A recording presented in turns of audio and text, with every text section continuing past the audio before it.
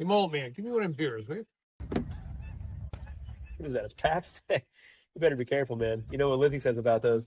Yeah, well, Lizzie ain't here, is she? Hey, Larry, why doesn't the shed do videos anymore? I don't know. He says he's tired of spending a week videotaping and editing just to get 200 views. Stupid YouTube algorithms. Or maybe the videos just aren't any good. Yeah, well, maybe. Tell you what, though, Larry, best intros on YouTube. That's for sure. You got that right, brother. Hey, maybe you can get a job making intros for other YouTube channels. Yeah, ain't a bad idea. Maybe I could do like Burn Pete or Wolf Tick or even Chicken Sendies. No way, man. Chicken Sandy don't do that kind of gimmicky stuff. Yeah, you're probably right. I guess we're stuck waiting on the shed again.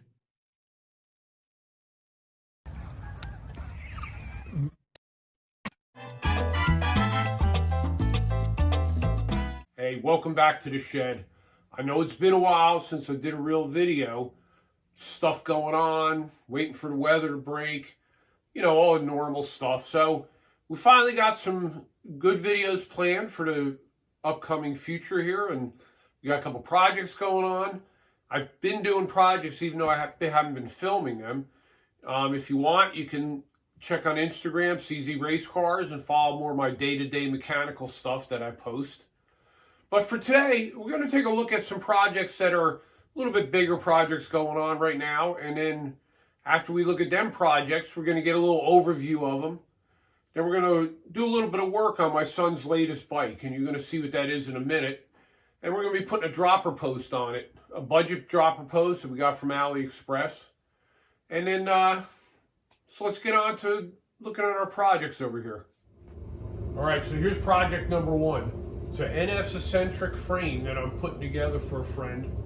It's putting some higher end components than you're probably used to seeing me use. Now, I can appreciate higher end components, believe me, I just usually can't afford them. But he's got some really nice stuff on here. Even start with our Shimano cassette, 11 to 51, 11-speed cassette. Thing went on really nice. You can tell the quality is better than the Chinese parts that I normally use. It's a RockShox Yari fork that I put a Charger 2.1 RC2 damper kit in. So now he has low-speed compression adjustment and a little bit better dampening. Another thing that's pretty interesting is the crank set he's using. It's a Trailcraft crank, but you can probably see it's a pretty short throw. It's only a 140 millimeter crank. And it's a setup he wanted to try. I don't remember what he paid for it exactly. I think it was around $140, which really is not bad. It's kind of expensive when you want to try different cranks other than 170 or 175. And he's using an adapter so you can use regular 4-bolt chain wheels. He's using a 34 oval chain wheel. Another nice piece here, he's got these Shimano 6100 two-piston calipers with these nice little two-finger levers. These are actually a pretty nice caliper. I used one on the back of the Twitter full suspension bike I put together, and it had a really good feel to it. One thing for me is I don't want my back brakes locking up. I want to have a lot of feel so I can actually use the brakes. And this 6100 series had a really good feel to it. We've got some PNW handlebars. Looks like a 35 millimeter clamp. I didn't really measure it, but that's what it looks like. You see my influence in it. 5100 series Dior derailleur. These are like my go-to. These things are like bulletproof. And 203 rotors, front and back, floating rotors. It's going to be a pretty nice bike. So I'm probably not going to do a video on this. I'm just assembling it for him, and you might see it in an upcoming video at some point, but I'm not really sure. So let's move on to the other bike. It's in a different corner of our world headquarters here. So let's go check that out. So here's project number two.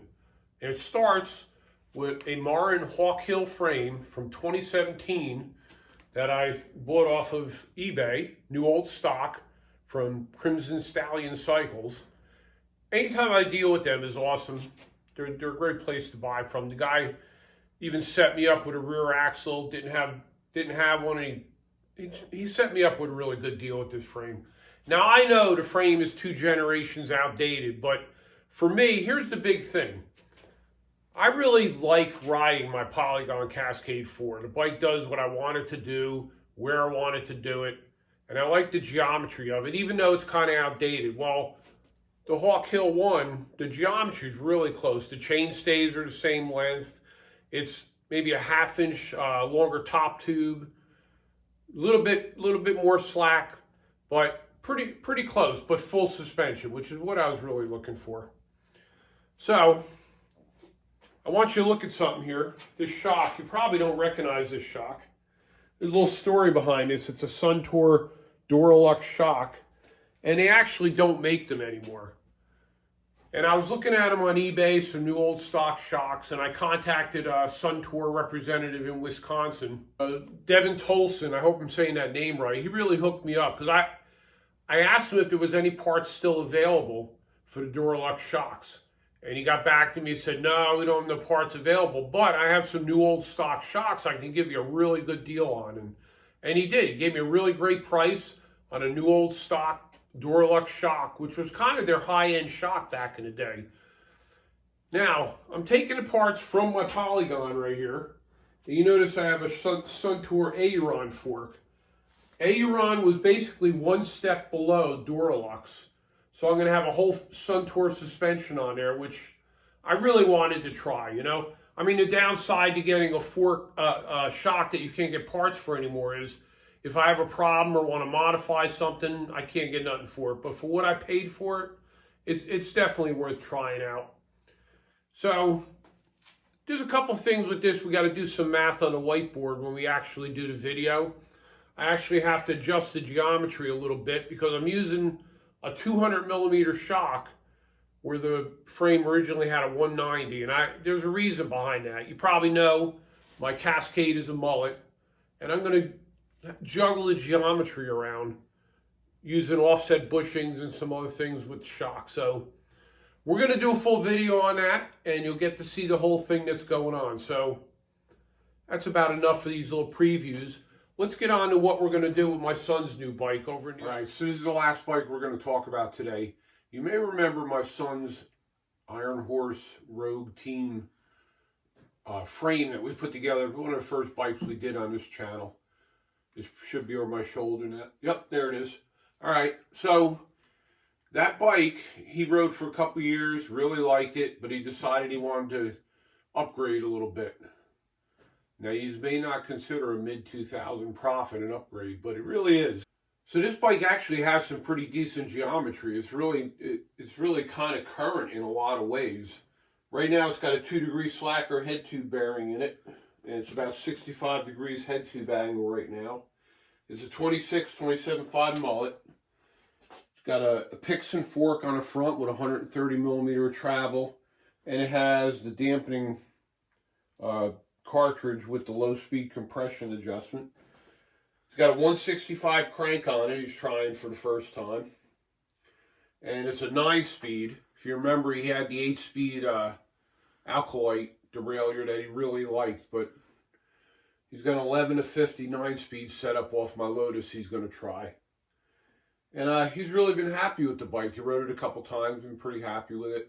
The bike actually only weighs 29 pounds for a full suspension bike built from budget parts. That's really pretty light. So, let me show you what his upgrade is for this episode. So he bought himself a Fast Ace dropper post from AliExpress. It was $103 shipped. And we've already installed one of these on Tracy's bike. But if you notice, this is where the cable goes in, right? They call this the center position. So they sell them as internal cable, center, and the high position. So the high one, the cable moves with the dropper post, and I really don't like that setup. This one, at least the cable stays put. But we're probably going to have to shorten this cable a little bit. I think it's a little bit long for I guess we're going to see when we put it on the bike.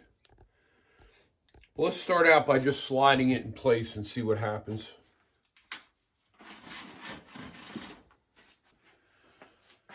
I'm not going to put grease yet because I'm probably going to take things apart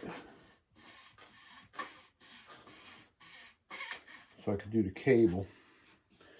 I need to figure out where we can run this. I think the only reasonable place is down here, where I'll have to use tie wraps for now. Oh, it don't reach like that. All right, I figured out a route to run it. It's not ideal, but I think it'll work. Just gonna put a little grease on the seat post so it don't creak. And put this in, and I'll show you where we routed it. All right, so I wound up not having to shorten the cable any. I ran it down through here and up through here. It's not ideal because this may rub some, but I think it's going to be okay. Let me just tell you a little bit about that dropper post. So it's a Fast Ace. It's got 125 millimeters of travel, and it was $103 shipped. So right around $100 to the door. And so I think it'll work out for him. See what happens, see if he's happy with it. But that's probably about the only option he has is 27.2 seat post. So there's not a lot of lower cost options. So that's probably going to end it for this video. But let me just tell you, I got some more videos coming up. I have a couple projects I think will be pretty interesting. I'm going to do an actual video on my Hawk Hill. I got some stuff going on with the Royce Union bike. So check back. There's going to be some videos coming, and I hope to see you again on the shed.